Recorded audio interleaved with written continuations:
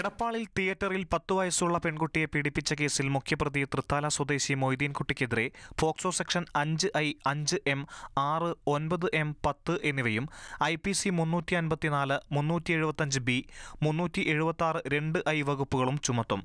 ഇതോടെ ഏറ്റവും കുറഞ്ഞത് 10 വർഷവും പുതിയ ഭേദഗതി പ്രകാരം വധശിക്ഷ വരെയും ലഭിക്കാവുന്ന കുറ്റങ്ങളാണ് മൊയ്തീൻകുട്ടി നേരിടേണ്ടി വരിക. അമ്മയ്ക്കെതിരെ പോക്സോ നിയമത്തിൽ സെക്ഷൻ 16, 17 എന്നീ വകുപ്പുകളാണ് ചുമത്തിയിട്ടുള്ളത്. പരാതി ലഭിച്ചിട്ടും കേസെടുക്കുന്നതിൽ വീഴ്ച വരുത്തിയ ചങ്ങരംകുളം മുൻ SI KG ബേബിയെ പോക്സോ 19, 21I എന്നീ വകുപ്പുകളും IPC 166A വകുപ്പും പ്രകാരം അറസ്റ്റ് ചെയ്യും. പോക്സോ നിയമത്തിലെ 7, 8 വകുപ്പുകളായിരുന്നു അറസ്റ്റ് രേഖപ്പെടുത്തിയപ്പോൾ തിയേറ്ററിൽ പിഞ്ചുബാലികയെ ലൈംഗിക വൈകൃതത്തിനിരയാക്കിയ 60കാരനെതിരെ ചുമത്തിയിരുന്നത്. എന്നാൽ പിന്നീടത് 9, 10, 16 വകുപ്പുകളാക്കി. 12 വയസ്സിനു താഴെയുള്ള പെൺകുട്ടിയെ ലൈംഗിക കടന്നുകയറ്റത്തിലൂടെയുള്ള ആക്രമണത്തിന് വിധേയമാക്കിയാൽ ചുമത്തേണ്ട വകുപ്പുകൾ പോലീസ് മനഃപൂർവ്വം ഒഴിവാക്കിയതായുള്ള വാർത്ത മാതൃഭൂമി ന്യൂസാണ് പുറത്തുവിട്ടത്.